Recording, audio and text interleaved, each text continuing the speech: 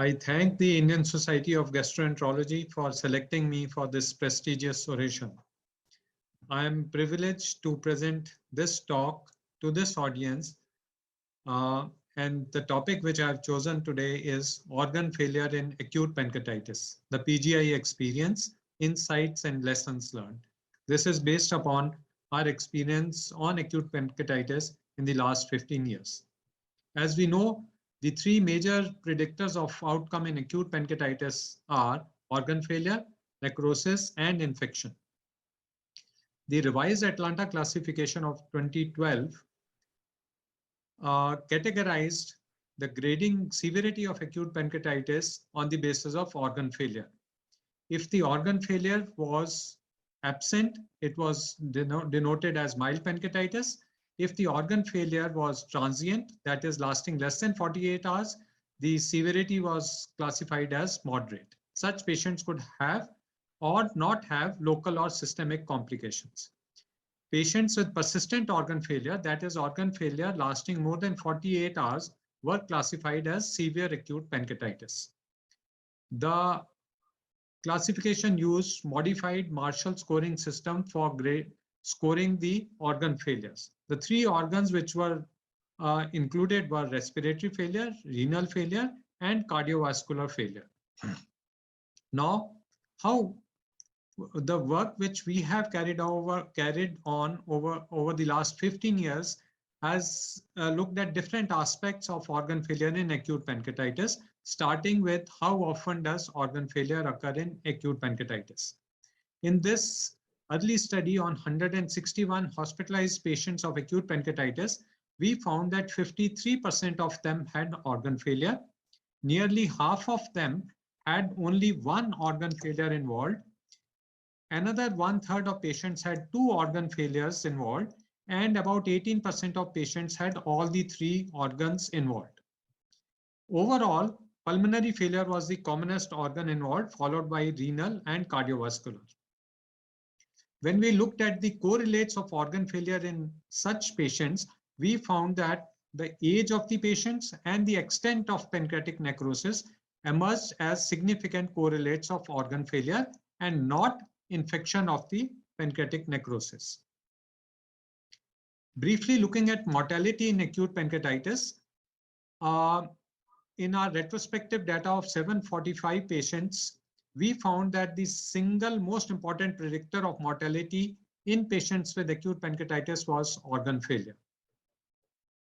Does etiology of acute pancreatitis matter? PGI, our group is a part of 22 centers in 4 continents looking at different facets of acute pancreatitis. This is the apprentice group. This group published worldwide variations in demographics, management, and outcomes of acute pancreatitis some time ago. And significantly, patients from India had more often alcohol as the etiology of acute pancreatitis as compared to Europe and Americas. And also patients from India, the 3 centers from India had more often severe disease as compared to patients from Europe and Americas. We looked at etiology of acute pancreatitis, whether alcohol or gallstones, which of them had worse outcome in terms of organ failure. The occurrence of organ failure, single or multiple, was similar in the 2 groups, that is alcoholic pancreatitis versus gallstone pancreatitis. The apprentice group looked at hypertriglyceridemia induced acute pancreatitis, and it was seen that such patients had similar occurrence of organ failure and severe disease as compared to patients of other etiologies. Later on, we looked at recurrent acute pancreatitis versus acute pancreatitis, sentinel attack of acute pancreatitis. We found that patients who had multiple attacks of acute pancreatitis, that is more than 2 attacks of acute pancreatitis classified as recurrent acute pancreatitis, more often had milder disease than patients who had the sentinel attack of acute pancreatitis. So severe disease was seen in 48% of acute pancreatitis and only 11% of recurrent acute pancreatitis. The next set of studies was on impact of organ failure, how different characteristics of organ failure impact the outcome, which organ failure is the worst in outcome, and does it matter if two organs fail simultaneously or one fails after the other. The first such study was on hypotension, that is cardiovascular failure. The hypothesis was that patients with hypotension at admission have more often infected necrosis. It was based upon the fact that cytokine-induced ischemia leads to necrosis, and this devitalized tissue could be a focus of infection, could become a focus of infection. And we did find that patients with cardiovascular failure more often had infected necrosis, and they also had more often bloodstream infection, that is septicemia. So hypotension at admission is related to development of infected necrosis. We later looked at dynamic nature of organ failure. In a study of 114 consecutive patients, we looked at the effect of deterioration of organ failure during the course of hospitalization. We had 37% of patients who had persistent organ failure, 30% had transient organ failure. When we looked at the mortality, we saw that patients with transient organ failure had no mortality. Patients with persistent organ failure had mortality in 41.9%. But when this group was subdivided into patients who had static organ failure, that means their organ failure did not worsen during the hospitalization. The mortality was only 12.5%. But in patients who had deterioration of their organ failure, the mortality was 78.9%. So the odds ratio for mortality in patients with persistent and deteriorating organ failure was 26.2. The apprentice group looked at different facets of organ failure versus mortality. A total of 1,500 odd patients of acute pancreatitis were studied. 11% of them developed persistent organ failure, and the mortality increased with the number of organ failures from 4% with single organ failure to 48% with 3 organ failures. And a very interesting observation of this study was that mortality was higher when the cardiovascular and respiratory systems failed first or concurrently, as compared to when the renal system failed first or concurrently with another organ failure. Thus, in patients who had 3-organ multi-organ failure with cardiovascular or respiratory failure occurring the first, the odds ratio for mortality was 601 in reference to patients with single persistent organ failure. But when the multi-organ failure with renal failure occurring first, the odds ratio for mortality was 30 in reference to single organ failure, suggesting that patients who have renal failure first have better outcome. Subsequent to this, we did a study on something similar, but covered a larger number of factors. We had 174 patients with organ failure. We saw compared simultaneous versus sequential organ failure. Simultaneous organ failure is when more than one organ failures occurred within 24 hours of each other, and sequential organ failure when the organ failed at least 24 hours apart from each other. We found that patients who had sequential organ failure had higher mortality. The hazard ratio for mortality was nearly 3 times in patients who had sequential organ failure as compared to those who had simultaneous organ failure. And this held true for both when the comparison was made with patients without organ failure and with patients with single organ failure. Thus, the overall mortality was 69% in patients with sequential organ failure versus 30% in patients with simultaneous organ failure. And corroborating the findings of the apprentice group, we also noted that patients who had renal failure had lesser mortality than patients who had respiratory and cardiovascular failures. This survival curve summarizes this. that the best outcome was in patients without organ failure, followed by single organ failure.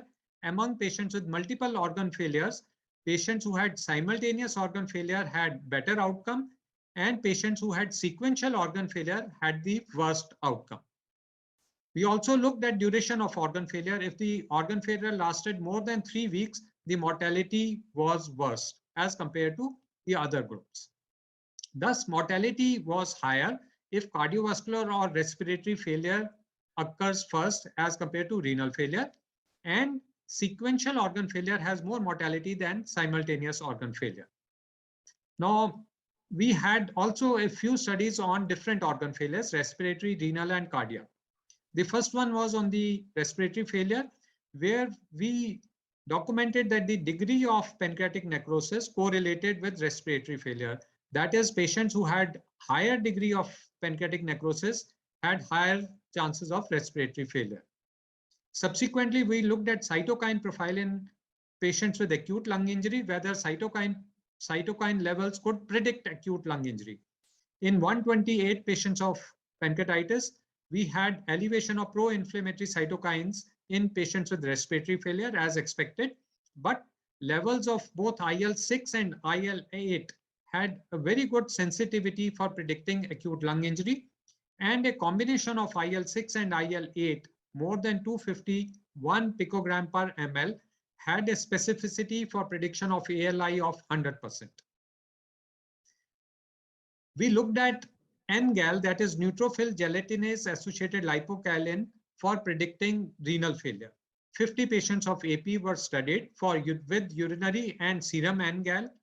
While serum and urine, both levels of NGAL could predict the severity of acute pancreatitis, it was urinary NGAL which was the best predictor of subsequent development of acute kidney injury.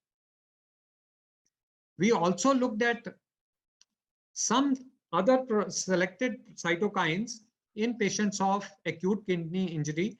We had a group of 97 patients of API, of whom 16 patients developed AKI, 16 patients developed a persistent AKI, and we found that IL-8 levels more than 105 picogram per ml at baseline could predict subsequent development of acute kidney injury. We also characterized cardiac dysfunction by echocardiography in 72 patients. We found that 65% of such patients had cardiac dysfunction. 8 of them had isolated diastolic, systolic, 28 had isolated diastolic, and 11 had combined systolic and diastolic dysfunction. Isolated diastolic dysfunction had higher mortality as compared to the other types of dysfunction. Organ failure recognition. Thus, serum biomarkers can predict both ALI and AKI, and echocardiography is a good modality to predict outcome of patients with cardiovascular failure. Now, something more relevant to the current times, that is COVID and acute pancreatitis. In conjunction with All India Institute Delhi, we and AIMS Delhi, we had a total of 85 patients of COVID and acute pancreatitis in the first and the second waves. We compared them with 230 propensity matched controls. And while the severity of the disease was comparable in the two groups, that is COVID positive and COVID negative, but we found that patients who were COVID positive had more often acute lung injury than those who were COVID negative. That is 66% versus 37%. COVID positive patients had also higher mortality, 33% versus 19%. We divided patients of COVID positive acute pancreatitis into 3 groups. The first group was who had COVID acute pancreatitis, that is the virus-induced acute pancreatitis, who had PCR confirmed COVID positivity within 7 days of onset of symptoms of COVID-19 and occurrence of acute pancreatitis subsequently. The second group was superadded COVID infection and acute pancreatitis. That means patients who had acute pancreatitis but developed superadded COVID infection. We had 2 subgroups in them: co-infection, when the RT-PCR confirmed COVID infection within 14 days of onset of acute pancreatitis, and superinfection if the COVID positivity was seen beyond the first 2 weeks of onset of acute pancreatitis. This is an example of a severe pancreatitis, but mild lung disease. This patient was COVID. This patient did not have severe COVID disease. Whereas in this patient who had moderate pancreatitis, but he had severe COVID disease, the CT scan and the chest X-ray showed typical ground glass appearance.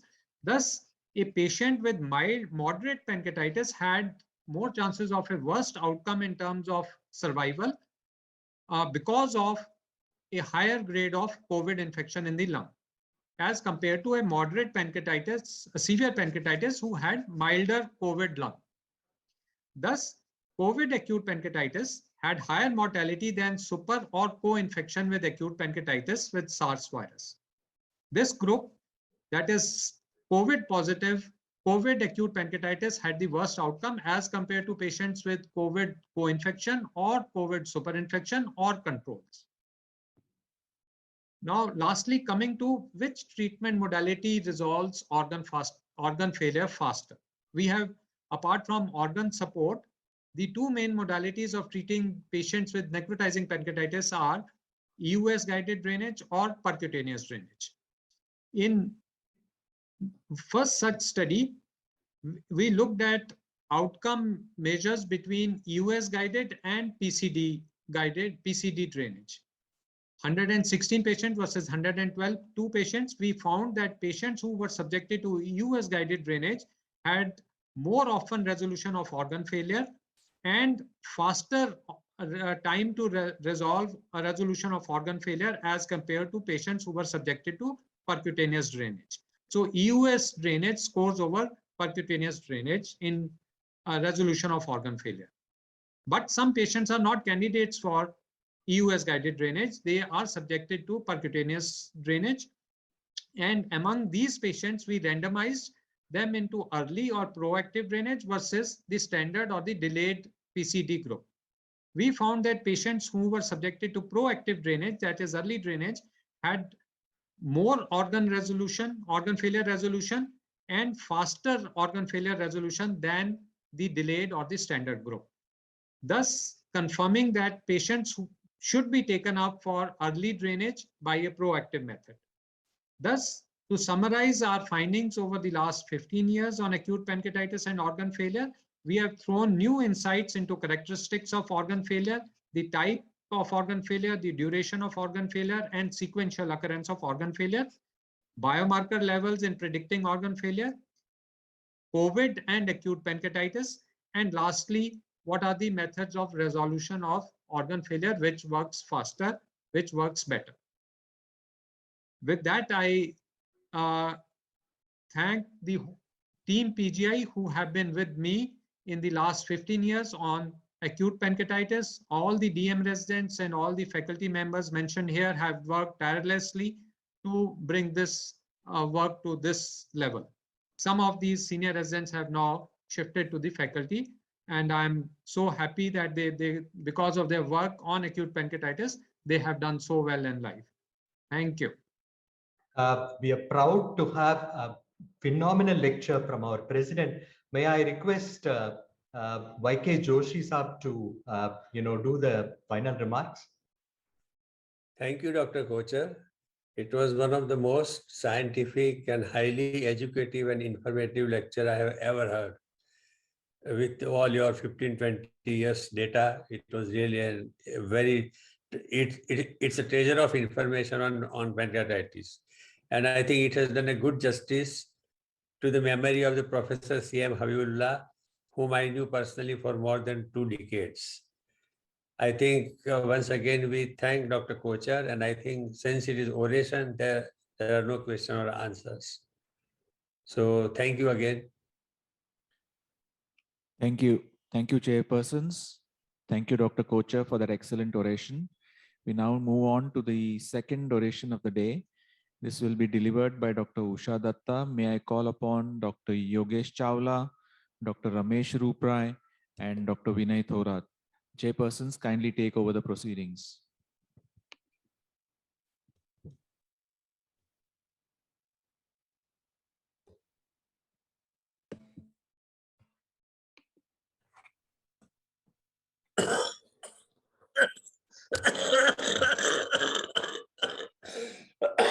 Oh my God. Dr. Chawla, sir? Or maybe Dr. Tharat, you start. Dr. Rupra has joined actually. Dr. Chawla, you're muted, sir. Dr. Dr. Chawla supposed to introduce Madam. So. Yeah.